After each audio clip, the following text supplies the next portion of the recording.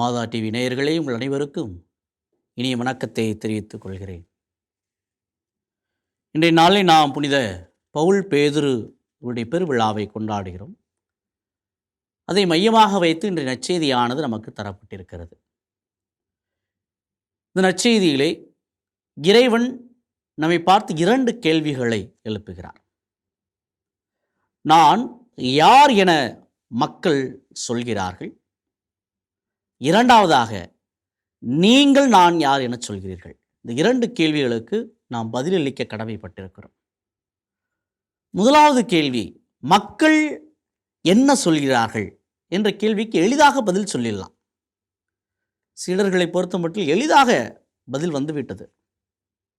திருமுழுக்கு யோவான் என்கிறார்கள், எலியா என்கிறார்கள், எரேமியா என்கிறார்கள் என்றெல்லாம் பதில் உடனடியாக வந்துவிட்டது. இது தனிப்பட்ட அனுபவம் என்பது இவற்றிற்கு தேவையில்லை. கற்றல் மூலமாக, அறிதல் மூலமாக, செவிவழி செய்தி மூலமாக இந்த பதிலை நம்மால் கொடுக்க முடியும். ஆனால் நம்மை பார்த்து தனிப்பட்ட முறையிலே ஆண்டவர் இயேசு இந்த கேள்வி கேட்கிறார். நீங்கள் என்னை யார் என சொல்கிறீர்கள் என்ற கேள்வியை கேட்கின்ற பொழுது இதற்கு என்ன பதில் நாம் தரப்போகிறோம்? நம்மால் உடனடியாக பதில் தர முடியாது. சிலர் சொல்வார்கள், விவிலியத்தை வாசித்ததன் மூலமாக சொல்வார்கள், அவர் ஒரு மெசியா, அவர் ஒரு மீட்பர் என்று பொதுவாக சொல்லிக் கொள்ளக்கூடிய ஒரு நிலை. ஆனால் தனிப்பட்ட முறையில் எனக்கும் கிறிஸ்துவுக்கும் இடையே இருக்கக்கூடிய அந்த உறவின் அடிப்படையில் கிறிஸ்து யார் என நான் உணர்ந்திருக்கிறேன், அனுபவித்திருக்கிறேன் என்ற அடிப்படையிலே நாம் பதில் சொல்ல வேண்டும். ஆகவே அடிப்படையில் நமக்கு பதில் சொல்ல வேண்டும் என்றால் இறை அனுபவம் தேவைப்படுகிறது. இந்த இறை அனுபவத்தை எங்கே நம்மால் பெற முடியும்? ஒவ்வொரு திருப்பலியிலும் நாம் இறை அனுபவத்தை பெறுகின்றோம். மலையின் மீது கிறிஸ்து பேதுரு இடத்தில் இந்த கேள்வியை கேட்கின்றது போல ஒவ்வொரு திருப்பலியிலும் கல்வாரி பலியின் மேடையிலே நம்மை பார்த்து கேட்கிறார். நீங்கள் நான் யார் என சொல்கிறீர்கள்? என்ன பதிலை கிறிஸ்துவிடத்திலே சொல்லப் போகிறோம்?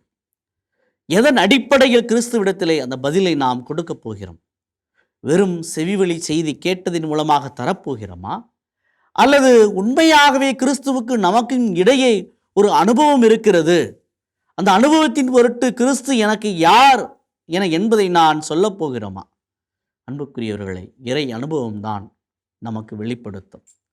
கிறிஸ்து உண்மையாகவே எனக்கு நண்பராக இருக்கிறார், கிறிஸ்து உண்மையாகவே எனக்கு ஒரு தந்தையாக இருக்கிறார், கிறிஸ்து உண்மையாகவே எனக்கு ஒரு உற்ற துணையாளராக இருக்கிறார் என்று நம்மால் சொல்ல முடியும் என்றால் அது இறை அனுபவத்தின் மூலமாக. நாம் திக்கற்றவர்களாக இருக்கின்ற பொழுது கிறிஸ்து நமக்கு கை கொடுத்திருப்பார், நமக்கு துணையாளராய் வந்திருப்பார். அதுதான் இறை அனுபவம். அப்பொழுது நம்மால் சொல்ல முடியும், அவர் எனக்கு துணையாளர் என்று. நான் நோய்வாய்ப்பட்ட பொழுது மருத்துவரின் மூலமாக நான் குணமடைந்திருப்பேன். அப்பொழுதுதான் நம்மால் சொல்ல முடியும், கிறிஸ்து எனக்கு ஒரு மருத்துவராக இருந்து என்னை குணப்படுத்தி இருக்கிறார் என்று. ஆகவே கிறிஸ்துவுக்கு நமக்கும் ஒரு தனிப்பட்ட ஒரு சிறப்பான ஒரு உறவை நாம் மேற்கொள்ள வேண்டும். அதற்கு இடையூறாக இருக்கக்கூடிய அனைத்து தடைகளையும் நாம் நீக்க வேண்டும்.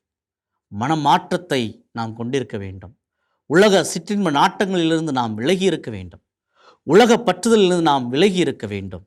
அவ்வாறு நாம் விலகி இருக்கின்ற பட்சத்தில் நாம் இறை அனுபவத்தை பெற முயற்சிக்க முடியும். அன்புக்குரிய சகோதர சகோதரிகளே, ஆகவே நாம் இறை அனுபவத்தை பெற இறைவனுடைய துணையை நாட, இறைவன் எனக்கு யார் என பதில் சொல்ல முயற்சிப்போம்.